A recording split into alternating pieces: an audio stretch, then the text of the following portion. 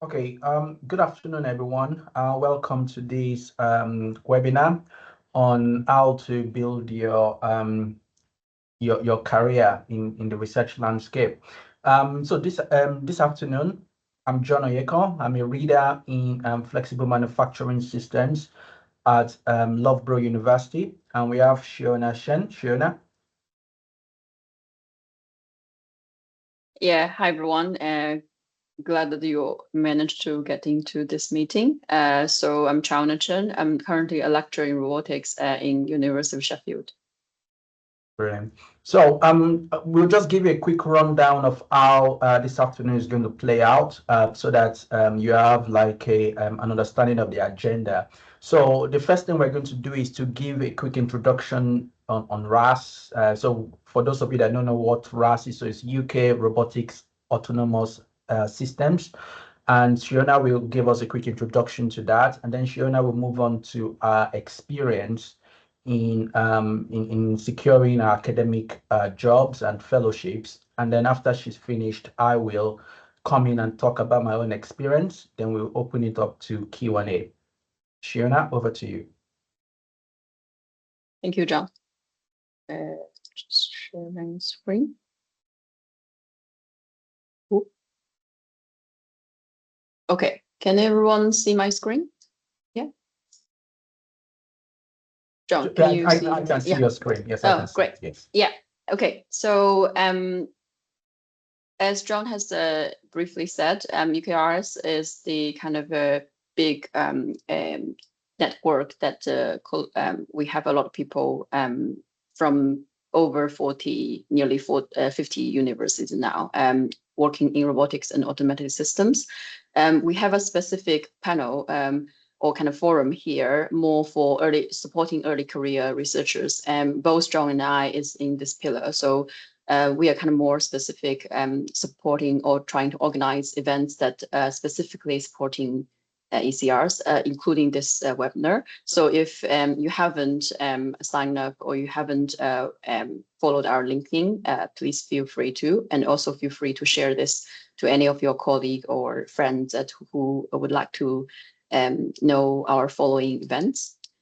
So we have organized previous webinars, for example, focusing on different kinds of career paths, like academic paths or industry paths. We also organize kind of a ground pitch event where the ECRs can be invited to talk about their ideas and share ideas with other much senior research as well. So here today, I think the purpose here is really to give you an idea about if you're interested in getting an academic job, what you should do. So briefly, I want to say that my kind of a career so far, trajectory. So I did my PhD in Glasgow, and then I did my postdoc there. Luckily that my previous supervisor got the ECR starting grant, so I was fortunate to work as a long-term postdoc there. But during my postdoc, I really want to develop something as my own research path, slightly different from my previous kind of background. That's why I got Leverhulme early research fellowship. And then currently I'm a lecturer in robotics. So in most of this kind of sharing experience talks, you will hear people kind of talking about how they prepare the application, practice, and then also reflect things. I will do that a bit, but also want to make the general and not specifically talking about my own experience, but more kind of trying to share useful tips for any people from any other like subjects. So I will also work on a general example and sharing kind of my experiences of how you should prepare an application and hopefully useful for many other people, not just specific on my domain.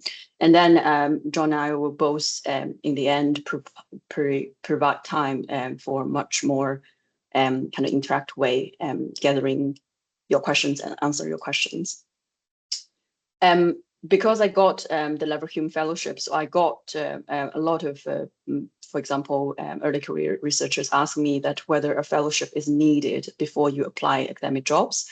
Here you can see that I listed of common fellowships that at least are related to my domain specifically, but you can tell that many of them actually are quite, for example, like, future leadership or ERC, ERC starting ground, they are quite long-term and senior grounds actually. So the insights that I'm trying to share here is that don't necessarily need a fellowship to apply for a job, but you will see that later on in the application, the evidence of showing you can get a funding or potentially you can get a funding is important.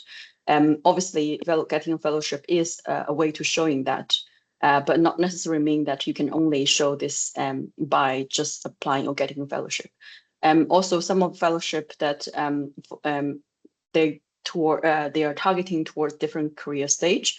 So many of my colleagues actually become first a lecturer and then they start or thinking about fellowship. So it's not necessary to say that you should have a fellowship before you apply. I think when I think about now reflect back on my journey of application, I try to encourage people to think about a high level. So if you think about from university level, like why they need a lecturer, like why they need an employee as academic job. This is a pie chart showing the kind of general income composition of a university. So you can tell that, for example, much university, they rely on tuition fees, and then also some portion of research grants. So this is the majority of where the funding coming from. And then also other stuff, for example, from government.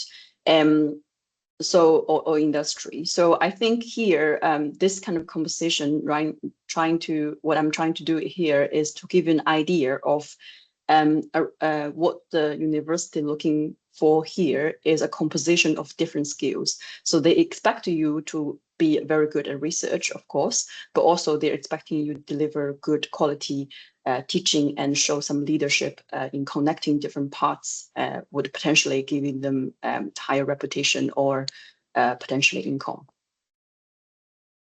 So when you look for any kind of job application, I'm just putting here very kind of a general example. It's not a reflect to any specific one, but this is typically you see. There will be a description of the role. And here, I think the most important thing here is that you can see that the responsibility of a lecturer or what they desire for is a variety of skills. So for example, here, these are specific things about teaching, and then this is supervision, which is kind of related to teaching but slightly different. And then you also kind of be asked for demonstrate your ability for delivering research and attracting fundings. And then the other part is more about leadership. Again, these are very, very important, but see how variety you have to provide evidence, not just show that you have fantastic publications. And then the next part is usually about your kind of qualification. I think, generally speaking, this is quite general. So like they will not write, even that they want someone in a sub domain, they will not write here because as a university, sometimes they welcome a variety of people to apply. They also not necessarily will rank people by, just their qualifications. So if you think that this is relevant to you, then and also you have strong evidence for others, then definitely get in touch to them. I often suggest to my peers is that try to, get in touch with the department as soon as possible, because if it's that potential the department you really want to go, you want to gathering as much as information to see whether, for example, whether they're looking for a general person, as a lot of department do, or whether they are looking for a very specific person for a specific domain. That's a different thing. And both can happen. So you should talk to the department and hopefully know a bit more insights by rather than just looking at the job advertisement. And then the other sections you might see, again, is kind of showing a general kind of idea of what the research area they're looking for. Again, I think the advice here is really talk to the person. that usually in the job application, you will get the person's email. They are likely to be head of school or head of research center. Again, I think by the time that they propose it at the advertisement, they should give you an opportunity to at least chat by email online briefly about what they are looking for. About what the job offers, again, typically you can see very standard information, but I would say case by case that many people, like this is later stage when you actually trying to accept the offer, you have some room to negotiate your offer in many various spaces. And then this is just application details. I will talk about much more details, for example, during the shortlisting stage or interview stage. The general advice here is, again, trying to gather information from the person of contact or from the colleagues in that specific institution or department. I think the general mindset that I often think is that if you apply for something, you have to mindset you already like at that level. So I think maybe it's if you are ECRs, if you haven't talked to your lecturers or or much senior person like John or other professors in much detail. Here, I think I'm just showing like a graph here showing my day-to-day life. You can tell that there are a lot of activities going on. But I think to demonstrate this, what I want to show here briefly is a promotion criteria to from lecturers, or usually grade 7 or 8 to grade 9. And you can tell that what is exactly reflecting in the requirement of a lecturer. So when you become a lecturer, you actually have very specific criteria. You don't have to fit all of them, but at least the university expecting that you do well. For example, in my previous institution, it would be like 4 out of 7 boxes, so majority of them. Most important thing, of course, is about research, so like your research output. And here you can see that it's very detailed. So it's not just very superficial, say like, research is excellent. It's written down in the promotion criteria of what kind of level you have to reach at each level. So here, I think, we are very fortunate to have John here that who have promoted to other or higher grade. But what I trying to show here is that, generally you can see that there's a progression of each criteria, that the criteria become higher. So I would think that you should think about, for example, in the 1 or 2, 3 years after you become lecturer, the ability of you can reach to at least the next level. So which means that you should have good evidence when you're doing interview application that you have strong potential to reach these goals. And then the funding, again, here it's kind of detailed, but not very detailed. But for example, in my current institution, we actually have a figure, like a number that you have to, or ideally you want to reach. So again, this is our very detailed required for each institution. And then the supervision of students, again, you can see that the level of the requirement goes from level grade 6, grade 7 to grade 9.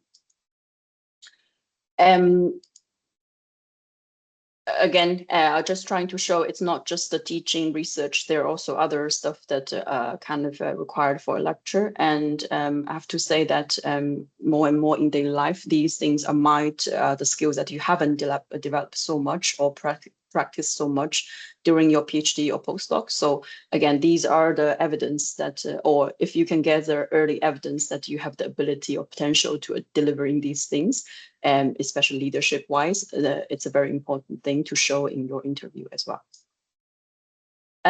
So during the shortlisting stage, I think most people will often feel that they're not just necessarily getting the job straightforward.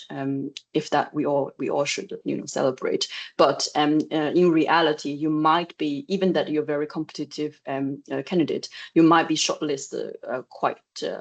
Let's say a few university, but you might not get it. Like even you get shortlisted or not get into interview, or even get into interview but not get the job. So just want to say this is very common. But if you, when you apply the job, different jobs and a different institution, you start to see that you have been shortlisted, even it's just into the long shortlist or shortlist, into the interview, whichever the stage. If you're getting shortlist, I should say that that's showing a sign that you are quite ready for the job application, like you're quite near. So keep trying and make sure that you put all evidence together. If you are lucky enough to get the interview process, this is typically what you will process or experience. So you will be asked to do research and teaching presentation. So research presentation is slightly different from what you would expect for a conference talk, for example. The research presentation is not only to show what you have done, but also the panel care about your research vision. So how you plan for the future, and especially whether these plans, first of all, can attractive funding as feasible funding schemes, and also whether you have a plan, for example, integrating your research with the department. And for the teaching presentation, if you haven't done any of these, I would highly recommend that you at least prepare this and practice with people actually in the teaching position or having been as lecturers, and get some feedback. Because a lot of times that people think that teaching presentation is easy because they usually ask you to explain a very fundamental topic. For example, I was asked to explain SLAM and do 15 minutes lecture to level 1 students. But the important thing here is that it's not only asking to demonstrate your teaching skills, but ideally you should kind of have a mindset of, for example, you might be a module leader designing this module, how you have different kind of designed learning outcomes expect from students. So again, these are things you probably not aware if you haven't done any teaching position. So I would highly recommend you speak to people already have some experience and get some feedback for this particular part. You might also been asked to meet with staff and students. These are kind of informal interactions, but I strongly recommend that you treat them as proper meetings rather than make it too relaxed. Because many of these staff or students, they can be potentially later on your collaborators, or for some of the staff, they might actually have the right to vote, and the department may consider their opinions as well. So again, treat this as part of your interview process. The panel interview is a kind of very formal interview. So here you might meet head of school, head of the faculty, or even people from a university HR. Again, this interview tend to be quite formalized. So you have typical questions they might ask every individual candidate, but also you might get a little bit like kind of more personalized questions towards you. I will not repeat too much tips here. If you're interested, I'm very happy to share these slides afterwards. So the common questions in the interview might be asked is about your research vision. So again, when I talked about the research presentation, I think a lot of people trying to emphasize on what they have done, but apparently if you are shortlisted by the interview, you probably already convinced the panel that you have a good research track record. But what they kind of want to know a bit more, maybe in your presentation, is that what you plan, for example, in the next 1 to 3 years or even longer, and how you would then targeting your research kind of in the same or similar, align their vision as well. And in the research vision part, it's also useful if you can identify the funding scheme that you plan to apply. Again, attracting research funding is quite important for the lecturer role. So at least showing the awareness of this is very good in your interview stage. And then the teaching part, I think you have to be prepared for at least know what is the current module going on with the department, and hopefully, you can give your own insights, say that how your research expertise would contribute to the teaching for the department. And a very general questions that they tend to ask is that, why this university and why this department? Again, I think before the interview, if you have a few kind of informal exchange, hopefully with them, you should gather enough information to say this from your perspective. And really be genuine there, because departments see so many different candidates. If you just give a general answer, they will feel like, okay, you probably just didn't answer the question very well. And how do you see yourself in 5 years? Again, this is kind of related to research vision, but sometimes it's also about leadership role, or they are trying to kind of assess whether the different parts that I've talked about, about lectureship, not just the research, but how you position yourself as a lecturer or senior lecturer in the future. So I think the kind of towards the last part, I want to share a little bit about what I feel like the lessons I learned based on my experience. So I think I'm kind of lucky enough because I got the fellowship. So my application, the process itself is relatively smooth compared to my peers. But I've seen many like my peers that they got really strong application, really strong publication, but they got kind of a rough period during their application. So I should say that in general, rejections are quite normal. And sometimes if you apply and then if you're rejected quite quickly, it's not necessarily a bad thing, because you didn't engage too much. And then if you are being shortlisted for many positions, then my suggestion to you is to keep trying, because you're probably really near the level. The most important thing that I think I learned is that the fit, so your strengths and your research vision along with the department is very important. So here, for example, I should say before I joined Sheffield Robotics, the team here is already quite interdisciplinary. So they're very comfortable to host a person like me, have a interdisciplinary background.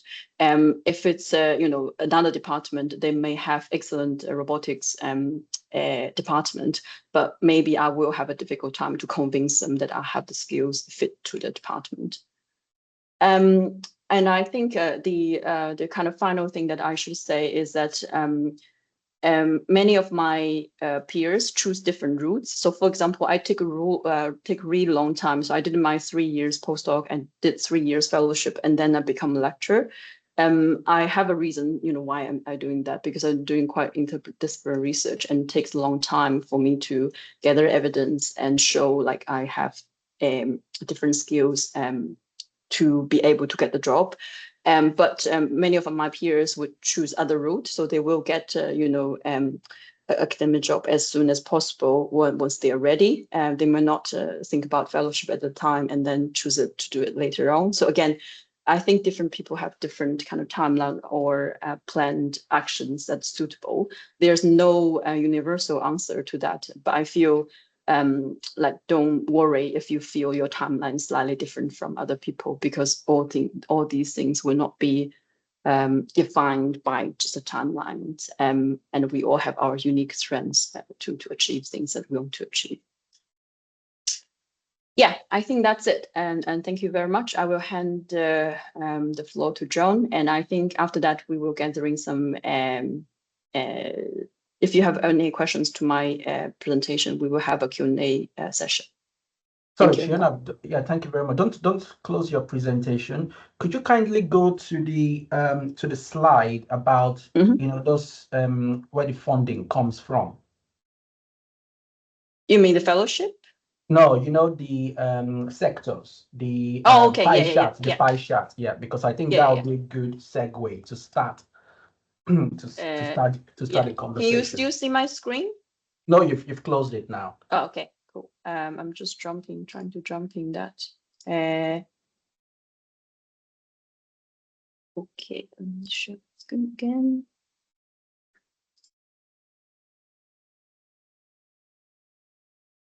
Okay, yeah, this is great. Yeah.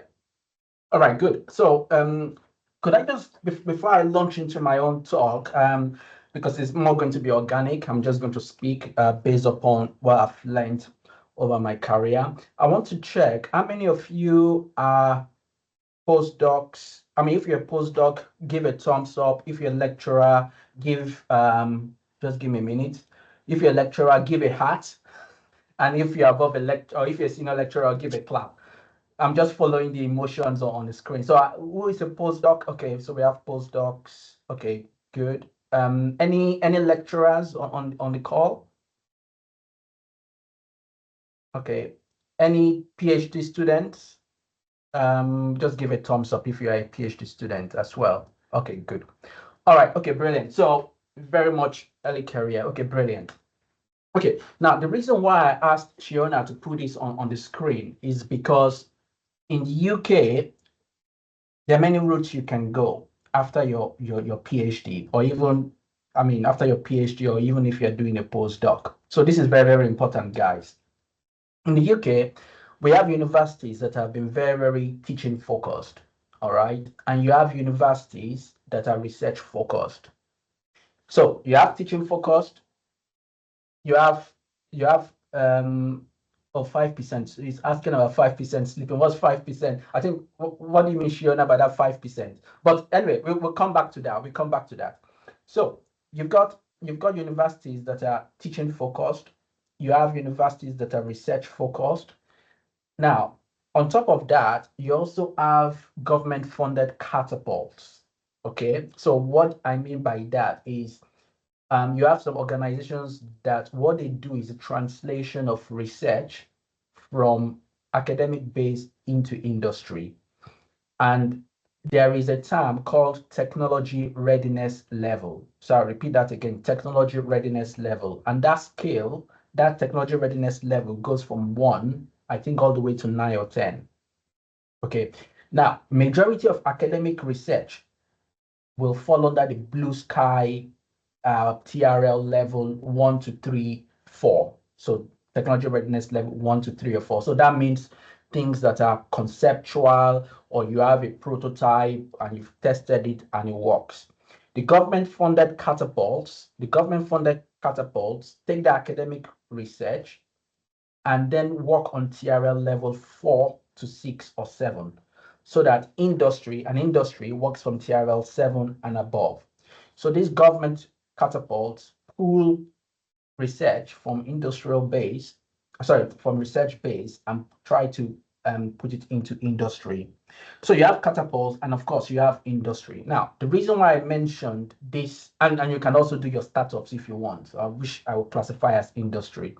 Okay, the reason why I mentioned these categories is because your strategy of applying to each of them will change. And your strategy is also heavily reliant on who you are and what you have at your disposal. So, as I said, some universities are teaching focused. And what I've observed from my years of PhD, I mean, supervision, or PhD supervision, is that if you finish from a very high ranking research institute, there's a high probability that you will get a post in a teaching based institution. Right. Now, that probability tends to fall when you apply to another research based institute. And I'll tell you the reason, why that is the case. So Shiona, let me present my screen now. Thank you. Thank you very much for this.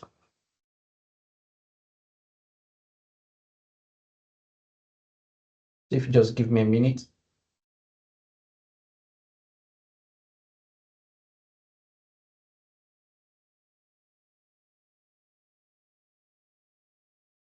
So let me know if you can see my screen. Can you see that? Yes, Joe. Okay, brilliant. All right. So there is this thing called the Research Excellence Framework. right? And it's a UK-wide assessment of the quality of research in universities, okay? Now, you might say, what is this? It's very, very important because the the the value or the results that the university gets from the research excellence frameworks informs how much money they get from the government. So if you see Shiona's pie chart, there was a chart on research funding. So why did I say that? The reason why is because this research excellence framework informs the national ranking as well. It plays a part in it. It plays in, when you look at the university league tables, even the QS rankings and all that, all these things play a part. So why am I mentioning this? Or what was it? First of all, what's the research excellence framework? Now, if you look at this, the way research is analyzed or classified is based upon 1 star to 4 star, and the cutoff is, so the government only funds the amount of academics that a university has that are research active, that have submitted papers or research outputs that are world leading or international excellent.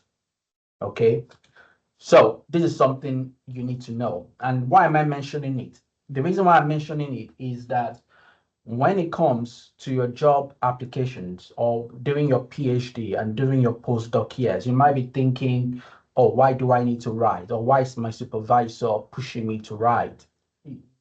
This is, for you to become very competitive in the academic world and in the academic field, you need to be able to demonstrate that you can write good, sorry, not right. You can conduct good research and then use the good research to write good papers. All right.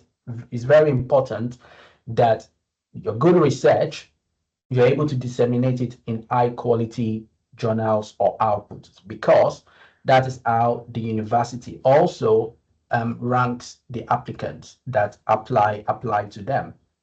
Okay. So my first tip is that learn how to write. It takes time.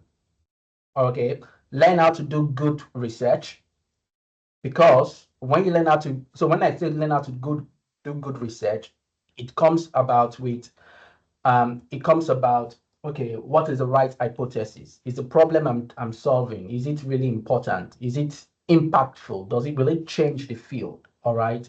And if you are doing a postdoc, or even if you're doing a PhD, try to take the lead in writing papers, right? So you do your experiments, you prove your hypotheses, and you write up the results.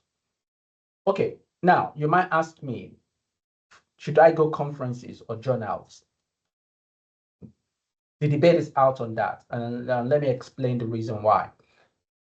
In the field of robotics, if you submit to outlets like ACRA or IROS or similar of those high caliber conferences, then your paper is most likely going to be considered as part of a referable output. All right. So you can imagine that when you're applying for a job, they're looking at your publication list and they're saying, oh, okay, let's look at his track record.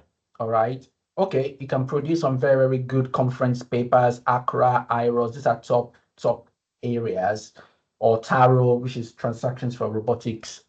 If you can do that, and if you can demonstrate that, or you have the capability of showing that, then that puts you high up in the rank. Okay.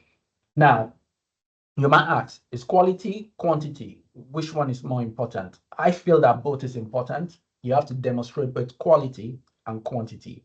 Okay. Now, conferences versus journals. Okay, conferences versus journals.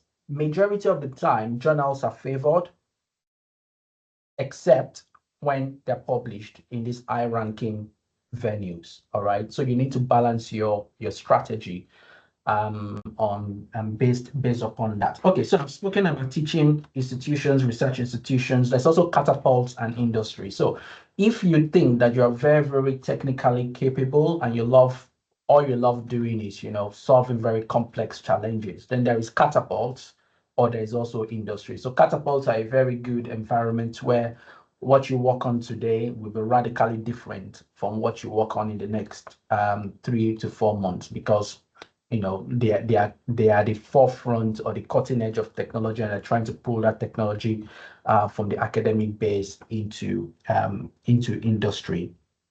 All right, so now okay.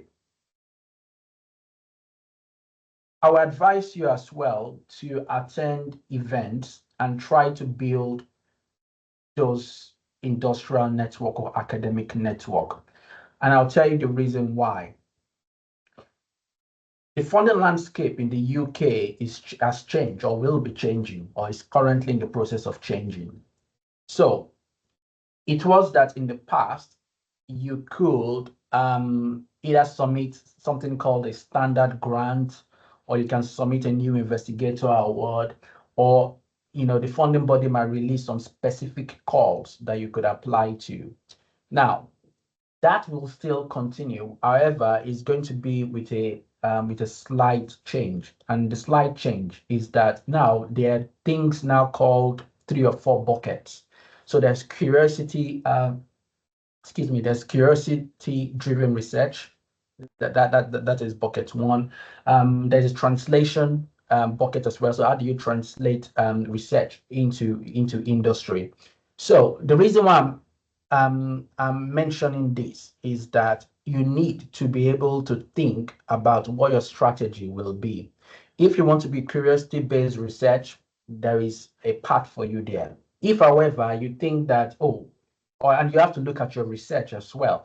If you think that a lot of your research is, very applicable to industry, then I would advise that you start trying to build those industrial connections. So a good foundation is very important, because when you get your first academic role, the new investigator award is still open.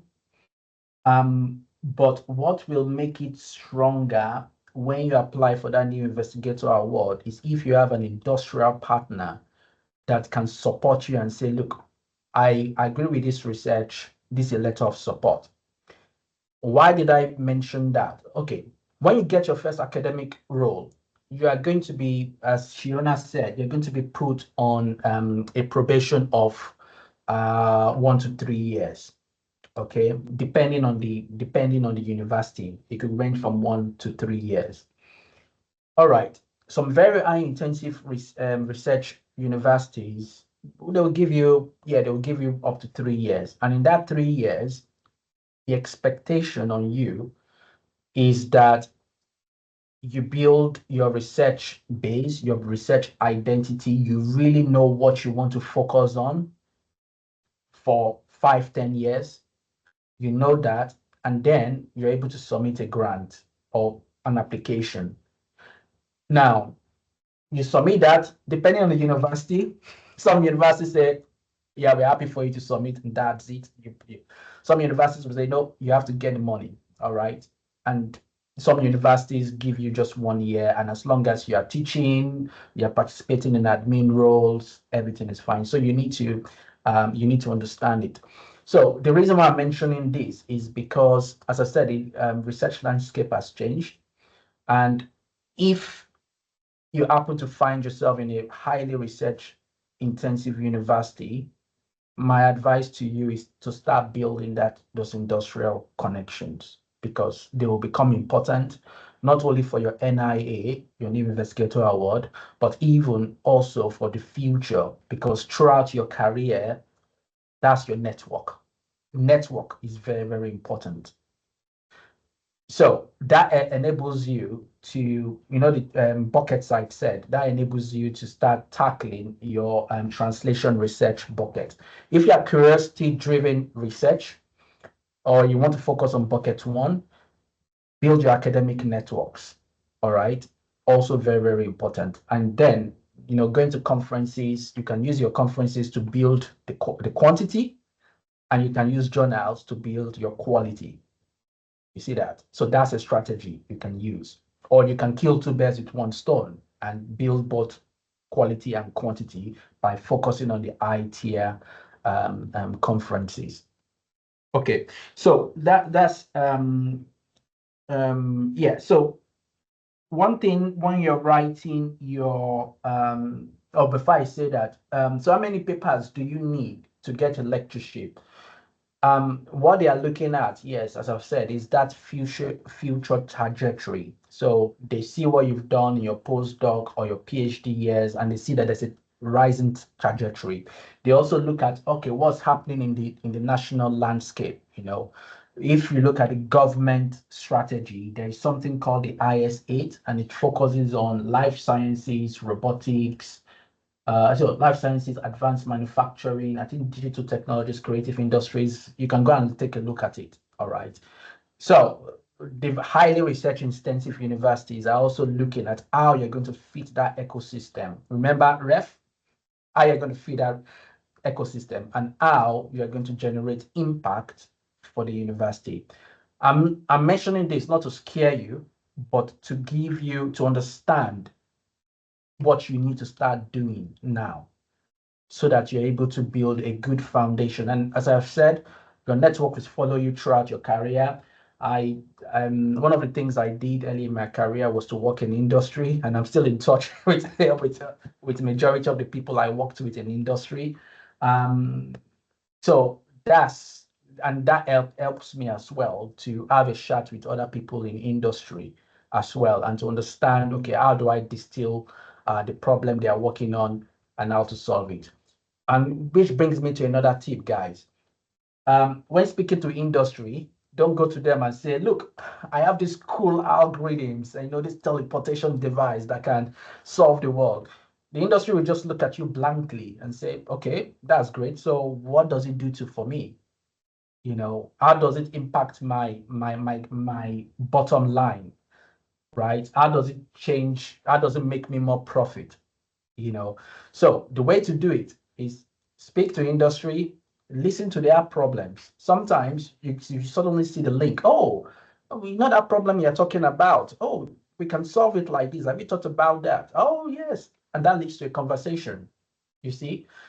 And so listen to their problems. Always ask, so what are you working on now? What's the problems in your sectors? And they'll be happy to talk to you about that. Okay, so I think that's majority of the things that I want to cover. And so one last thing as well. So if you get your first academic position, as you'll be given a low, well, majority of the majority of the universities will give you a low teaching load at the beginning, and use that time. Don't say because you have a low teaching load, I'm just going to, no. Guys, use that time to build your networks and to build your research identity. It's very important, very, very important. And as time goes on, as you climb up the ranks, um, the pressure only increases. Sorry. So what I mean by that is that because you've gained experience in teaching, your turnaround time on teaching delivery will start getting faster and faster. Once you've built your research identity as well, things will become easier. So things become easier in terms of um, what you need to generate, but also the expectation increases because in some universities, the higher you go, the more money you have to bring in, or the more they look at you to make a policy impact in the entire UK, or the more you become, or the more they expect you to become a guru or the only known individual in a particular field. Okay, so that's something you also need to bear in mind. All right. Now, don't be scared to ask for advice from people who have gone before you. Don't be scared to ask, to look outside your university, look at other professors you meet at events that you think you can have a chat with, and they will listen. And yeah, don't be afraid to have those. I've been very privileged to have a number of professors and a number of professors and senior academic leaders that have been I've been very, very helpful because I will go to them, have a chat with them, they give me advice, and then tailor it depending on the situation. So do not be afraid to do that. And majority of them are happy to share their experiences. All right, now we only have about 13 minutes left. I think it will be best to listen to any questions that you've got. Yeah, feel free to raise hand, unmute yourself, or just put your put your question in the chat, and I will read it out. Any questions? So it's meant to. Oh, I see. Yeah. And John, maybe I can start with my question when other people are forming their questions. Yeah, sure. You mentioned the kind of collaboration with industry and some tips with industry as well, right? For let's say a postdoc or a PhD student, like I think I think if I have the opportunity to go back, like facing the current situation of the world, I'm still kind of very confused of which path I should choose. I know many people are actually preparing both, like preparing for academic job, but also preparing for applying for some academic jobs. Which kind of advice you would give people, or which kind of thing, given you have experienced both, like which kind of suggestion you would give people, like what might be a bit better, like kind of path suitable for them? You mean industry versus academia? Oh yeah. So yeah, it's very much, it depends on the person, and the reason why, I guess that's another advice, to know yourself. I know it sounds very guru like, but you need to really know yourself. What makes you tick? What makes you happy? And yeah, what will you be happy, to wake up every morning to do? Okay, so, and how does your brain function? How does your brain function as well? So all these things, you need to make that decision. No part is wrong, no part is right.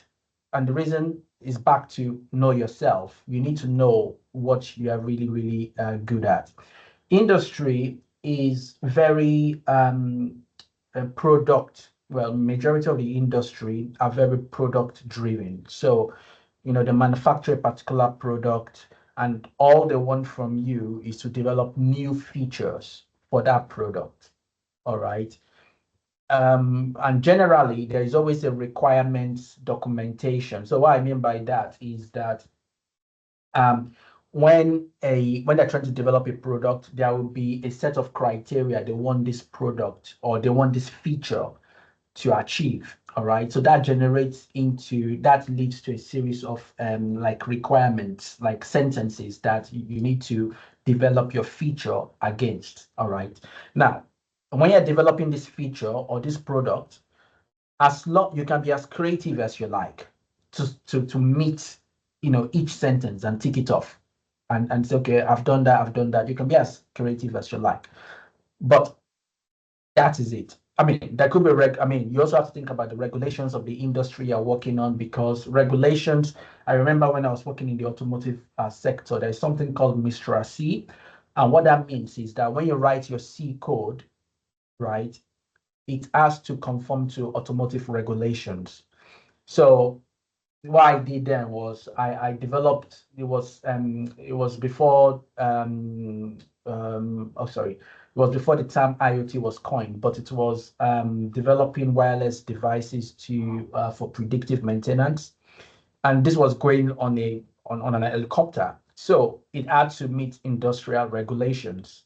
So so I developed the code the way you develop the code as academic, but then you have to take the regulations from the industry and then make sure that your code you've developed meets those regulations. All right. So that's industry. So it's very, very focused.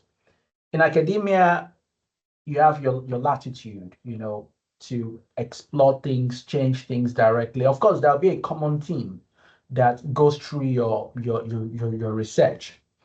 But there is that latitude, there is that ability to speak to more, speak to other intelligent people or people that are even more intelligent than you. And that creates this intellectual stimulation and excitement. And if that makes you excited, then that's it, right? And um and that creates a self-reinforcing loop because you're always on the quest of more knowledge, quest of more cool things. That informs your hypothesis, your research hypothesis, leads to good results, leads to good papers, leads to good publications and good funding. So you have to know yourself. Thank you, John. We have a question from Xiaowen that's asking about the slightly different topic, but kind of overlapping to what we say. So I think he or she wants to know how to write a good motivation letter for a postdoc position. I will briefly say my answer, and then John, you can say something about your insights. So I think the difference between a postdoc position, typically with a lectureship, is a postdoc position tend to be hired, like you are hired by a grant. So that grant has specific, or a project that has specific delivery goals. And then typically speaking, the postdoc position already, like even no matter who need to be that person, it's already the objectives are listed more or less. So what I mean is that it's better how you could potentially know what they are by, for example, talking to PI or somehow know more insights of the project that you will be hired on. And then also you probably need to write genuinely like what the career path development of yourself. So for example, after the postdoc, what you're thinking about, how this align to the current position that you're applying for. So for example, in my postdoc, I stayed in the same lab. So it's not a wise decision for many people because a postdoc can be a good opportunity for other people to learn new skills or develop new experiences.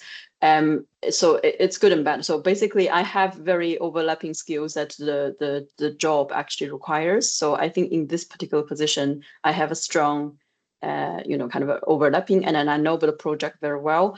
But if you're applying for a job that a postdoc position that you don't know the project that well, or is sliding out of your current comfort zone, it's actually a good thing. But you have to show the person, your PI, your potential PI, the potential, like how you'll be able to achieve that with a good motivation. So let's say you have the strong motivation to develop the skills in this particular domain using this project. And I think that's a good kind of advice for that. John, do you want to add anything, like particularly for postdoc, applying for a postdoc position? Yeah, so what I would say is that when you apply for the position, of course, you make sure you have the skills to deliver it. And if you've got some papers already published in your PhD, then that's very good. You could say, you know what, you could go through the objectives, for example, or you look at the project description and say, oh, this is very interesting. Oh, my papers, addressed or developed these algorithms, which I believe could be applied in this area, right?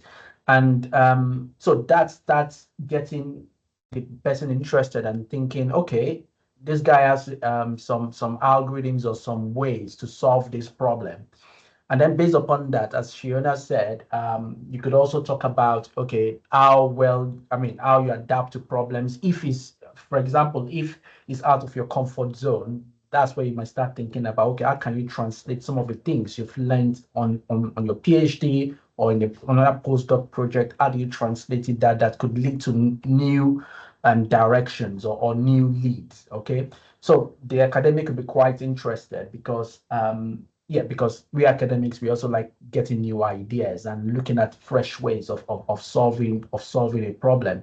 And what the academic is looking at is, can this guy deliver? Can they can they deliver? Can they be a good part or a good part of the team? And can they if depending on the project, if I put them in front of industry, can they communicate? So communication skills, not if you have industrial experience, it's more about the communication skills.